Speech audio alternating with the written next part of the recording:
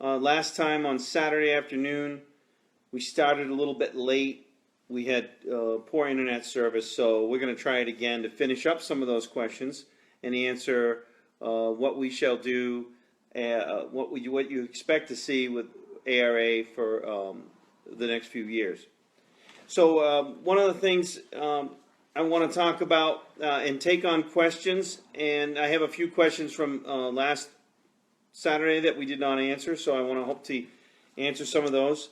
What you're going to see in the next week is going to be the board of directors and the committees, who's doing what, even email addresses. So if you have any other questions, you want to deal direct with, say, the marketing committee or the tech committee. I think most of the questions are tech now. Most people want to know about the rules and things like this. We've also made a change in the vice president role. We have a different person on as a vice president. We're going to announce that next week. And once again, most of these positions that we have are longtime organizers. Most of them, a lot of them are chairmen, rally masters. There's a lot of experience here, so you're going to hear more. No big surprises. Just I think you'll be happy to know that there's a lot of experience here. We'll have on there also a draft of the ARA rally regulations we've been working on for some time, and they're pretty close, so it's time to release those. And any other administrative updates to the website, we're going to have a lot more information on the website. One thing I wanted to add, also what we've been working on is our marketing committee. It's growing, and we're getting input from rally professionals and media professionals to create a media policy that'll promote media exposure. We're really doing a good job on trying to get the right people on the bus. So one of the things, some of our media program has been drawn up with rally media people, 3 or 4 people that have been doing it all. It's very impressive to see the who's who on the media, on the promotion side. We really need to put some value into the series. Difference. Another thing, we got to make sure, as far as the media goes, that we get good media, but they're safe. And so, how are we going to deal with the media safety? And there's going to be 3 different levels of media, and we're going to have some media, new media, we're going to have chaperones. We're going to have, we're going to deal with the media. If you had anybody seen the FIA media safety policy, there's a good little video on where not to stand, where to stand.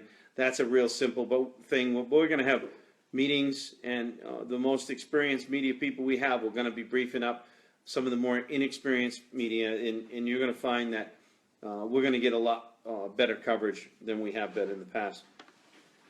Also, who's media? So as far as the groups leaning towards different levels of media, we got to determine, who is media. Everybody can claim to be media. There's many different sort of levels of that. You might have somebody that is a photographer, and then somebody that can do a story, and somebody can do a video. So there's many different ways. I think it's going to be explained extremely well. And these are other things that you're going to see. So I'd like to take some questions now. Last time we missed a question. It was Robert. What's it take to run a rally course? And I think you mean what's it take to organize a rally? One of the things, Robert, is you'll see that the rallies are managed by people locally, normally, to an event. So if you have a rally in Minnesota, most of the people are going to be the rally crowd from Minnesota. Most of the time, organizers are extremely organized, as you might consider. They're very detail-oriented. To organize a rally, you really need to find the roads, first and foremost. That's the most difficult part.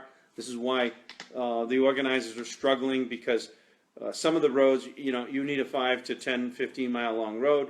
It needs to be able to be dirt most of the time. It's got to be twisty enough, so it can't be super straight, can't be super fast, because then we have to use chicanes, and it's challenging enough anyway. So, to find the right roads, to find who the owner is, get permission for that road, and then once you get permission, then keeping that road. So getting permission is hard because you have to show the value, what's the return for a landowner to give you permission. So there's where one of the problems that we're having in the sport of rallying is getting roads and then keeping roads. Because if you get a road and the owner's happy to let you use it, then the spectators or the competitors, somebody speeding on the transit, somebody speeding on the roads, a local gets run off the road, they complain to the landowner or the manager or the truckers, and pretty soon rallying has a bad name, and then the owners don't want to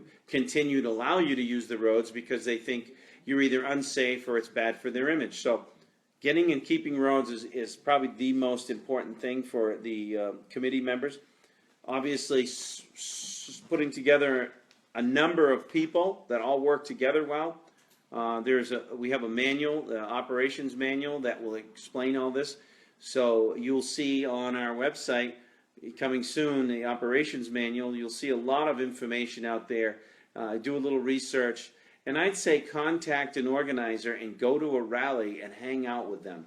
If you hang out with a rally organizer and you meet the people, you work a rally, it's going to take a while for you to get enough knowledge and experience, but you'll find that going to an event and shadowing a chairman or any one of the committee members, or just trying to work a different job every year for a while, give us a call, and maybe we can help you answer that question further. We have another question from Dan. Dan asked from last time, will regional drivers rally drives get less stage miles due to paying less money? In the past, Dan, a lot of our regional rallies, national rallies were the same distance. Long time ago, the regional rallies were always shorter. One of the things that we found is most of the rallies now, they're the same mileage. What the difference is supposed to be is that when you're a national, you enter all the events. When you're a regional, you only enter the events nearby you. So if you want to be a national, it may not be the difference of the mileage you get. Is the national driver is going to do all the events, and they're most likely going to prepay for all the events. So it may cost you $8,000 or $10,000 to enter all the national rallies, and that will give you championship points. That will give you media. A lot of the marketing and promotion is done at the national level. So there's some value there for some people that are looking for sponsors. But as far as road mileage, that will be up to the individual event, and you will see that day one of a rally is generally one regional rally, and that's going to be about the same as day one of a national. So yes, technically, if you did one regional rally in a national event that had two, you'd be getting half the mileage, but it doesn't always work that way. Hope that answered your question, Dan. Josh had a question from last time. Josh, wondering, considering that 3 of the 4 current manufacturer-related teams in the U.S. run two-wheel drive cars, it serves as a simpler investment for brands. Would there ever be a consideration for a national manufacturers championship to be two-wheel drive only? It's something that we would consider. Anything. What we've noticed in England and other places, they have done that, and it's worked quite well. There's situations where you have so many competitors in England that I think that was one of the reasons why it worked. I think there's a lot of manufacturers. They have many manufacturers that make front-wheel drive cars, really good ones.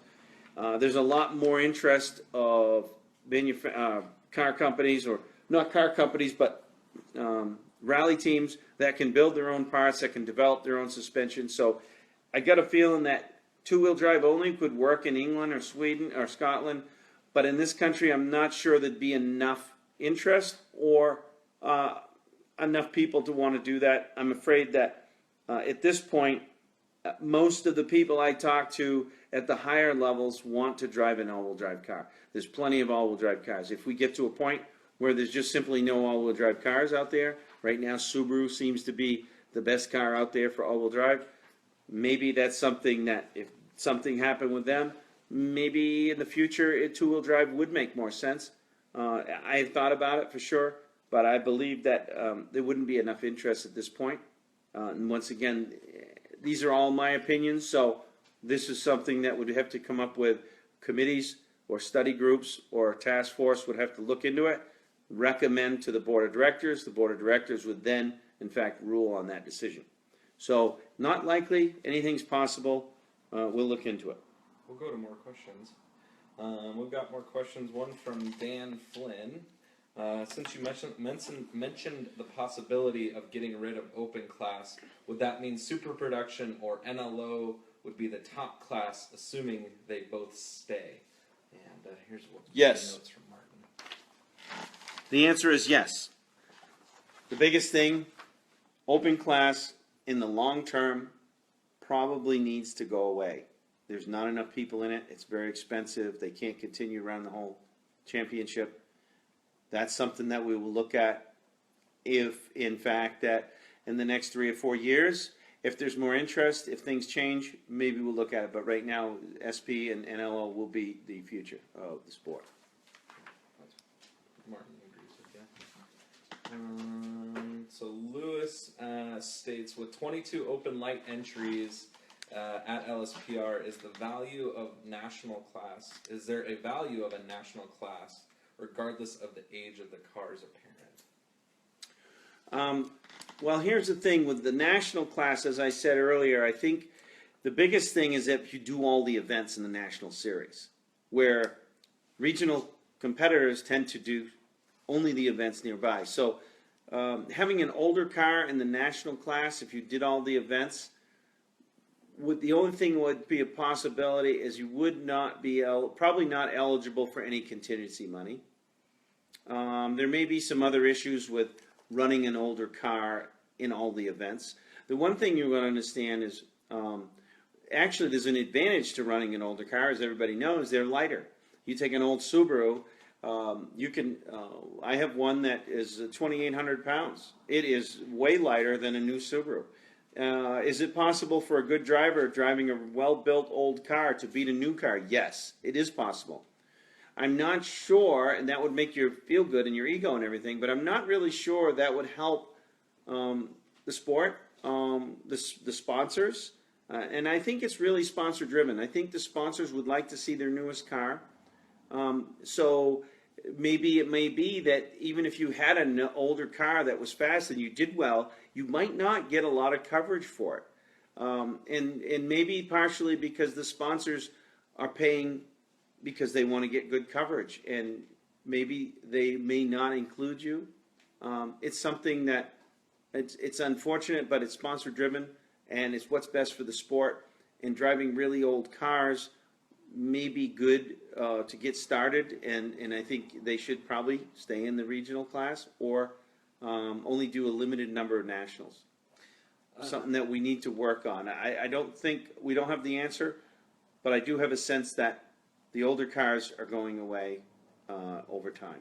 And a note on that, as far as, you know, if there was enough people who wanted it, they would all have to commit to the full nationals. We can't have 2 or 3 national events. They have to go to every event. You know, if that were to become a class. So the other thing is that you have to do all the events. But one of the other things I'm thinking, I am very much interested in the vintage class.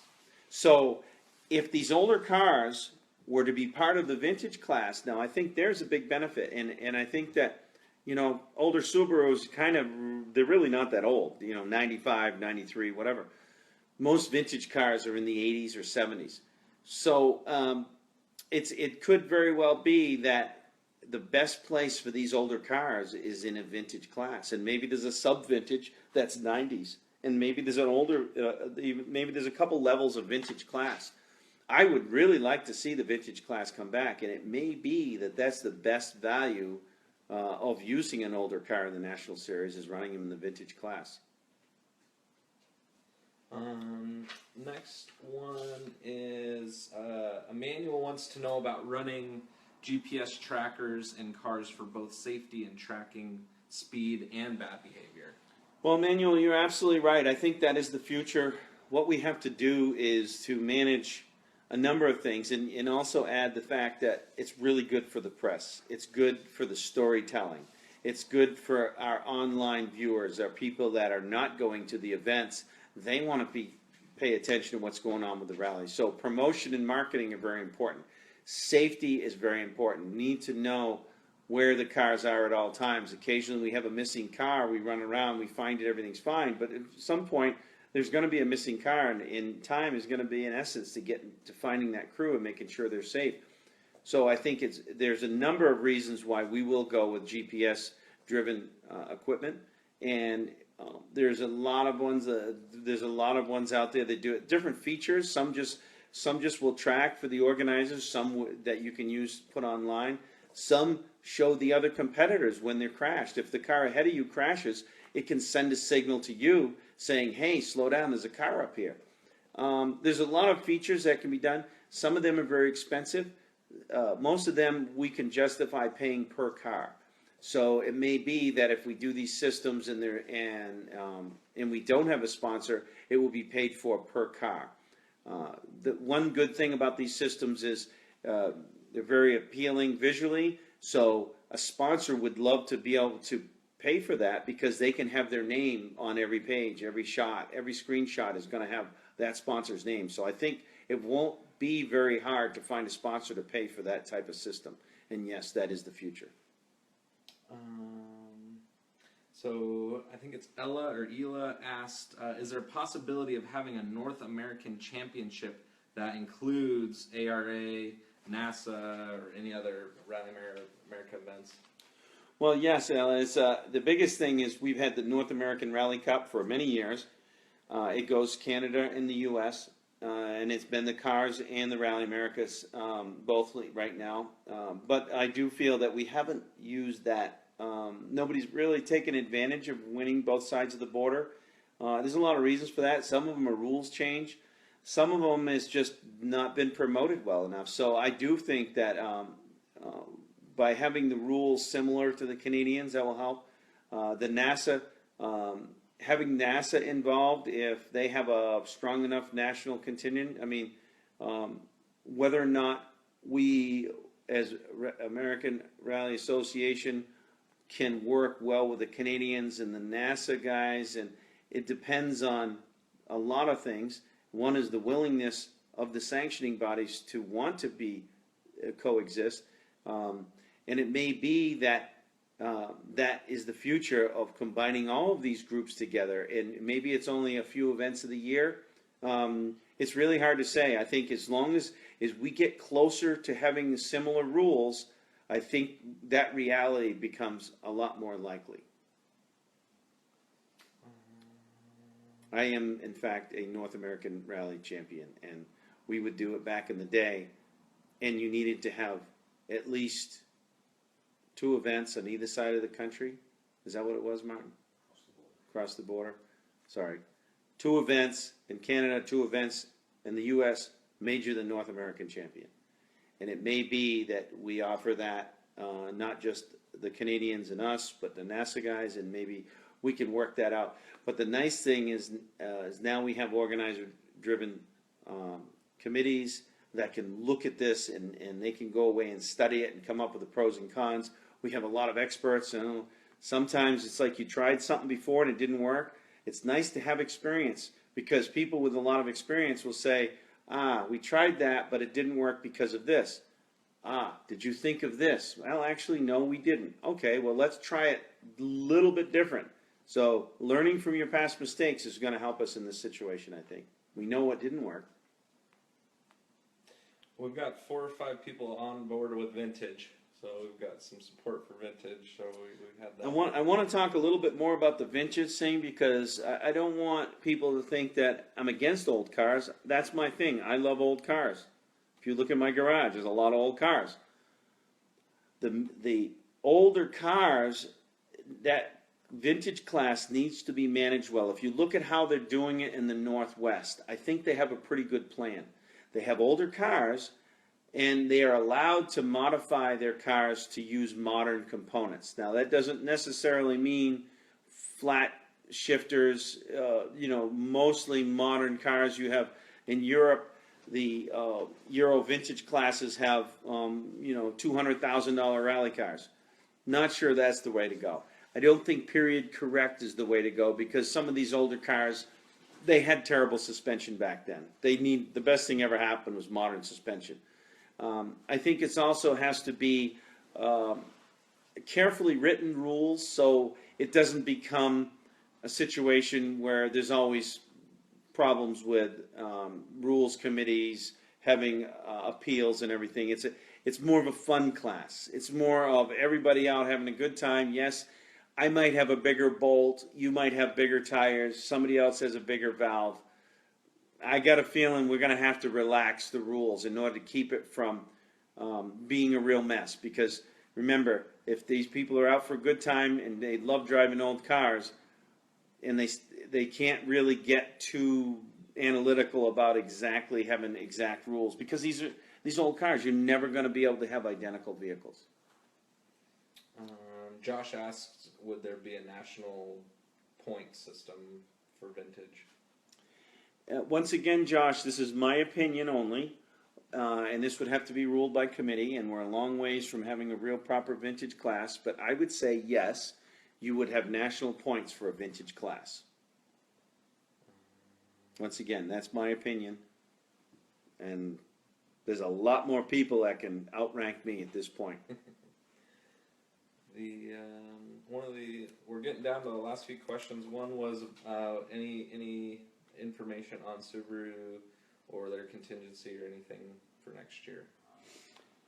On the information for Subaru, as I said it before, and I don't mean to be coy, I just know that it's not polite to announce somebody else's intentions. So at this point, you will have to wait a little bit longer before you actually get any information about what any sponsor's intentions would be for next year or the year after.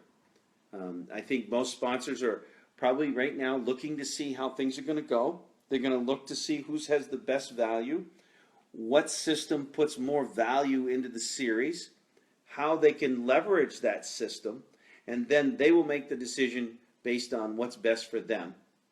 And I definitely do not want to get involved in that.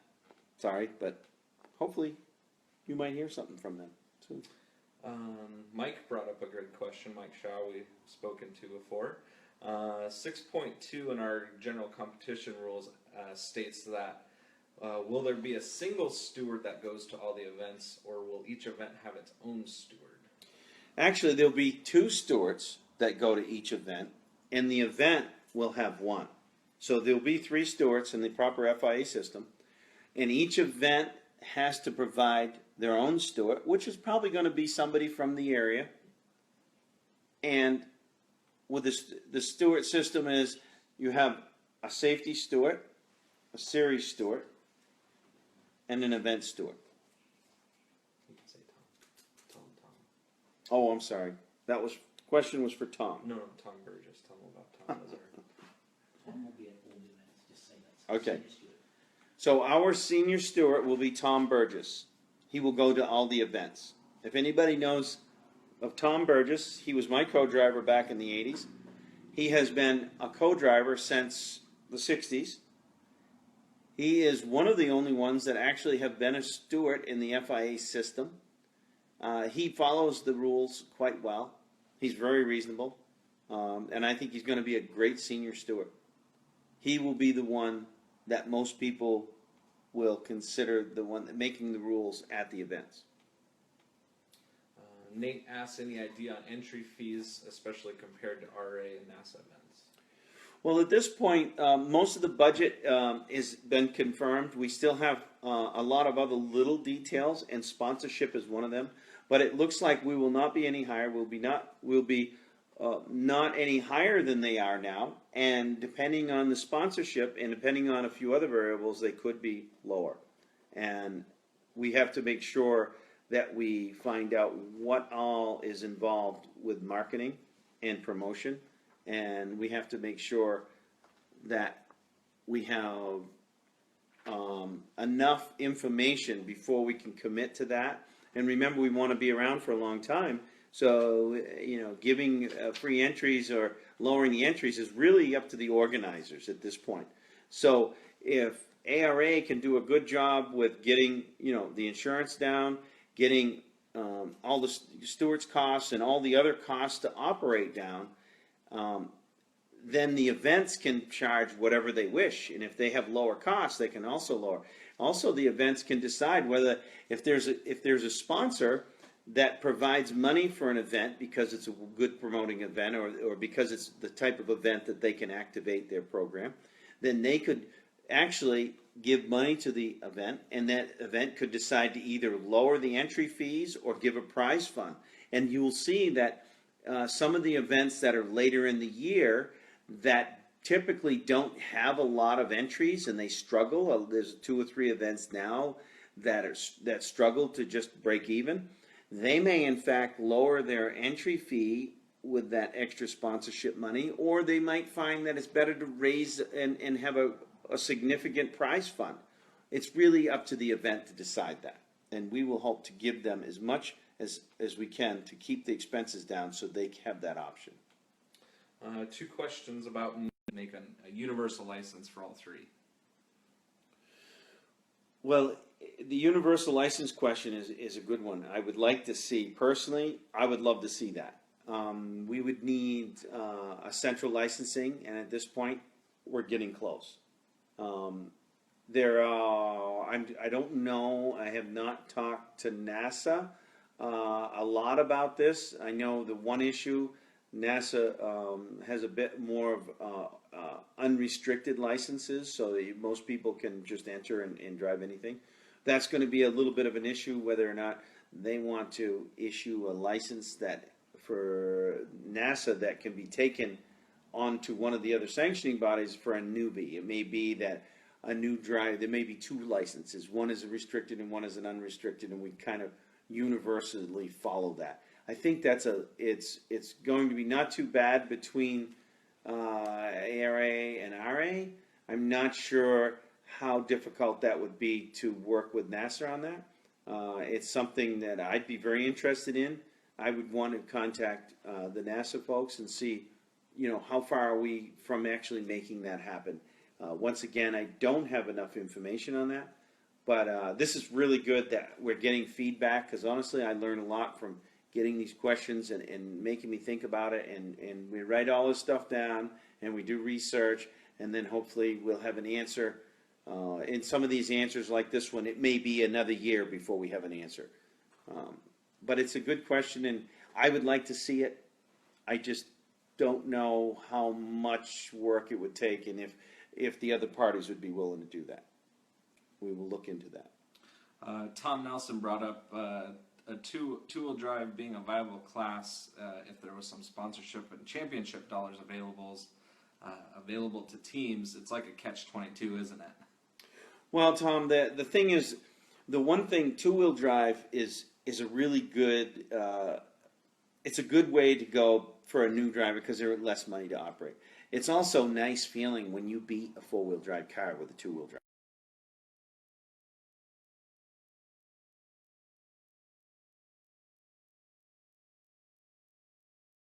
And some may say that it's way more exciting than the all-wheel drive cars. So it's fun and cool to beat all-wheel drive cars. It's like my daughters; they enjoy beating boys, while two-wheel drives enjoy beating four-wheel drive. The other thing is, what we have to sell here is something that we haven't been selling, and that is the human interest side, the drama of driving in a rally. And the two-wheel drive guys have a lot of drama. They're trying really hard. They're less power, less traction.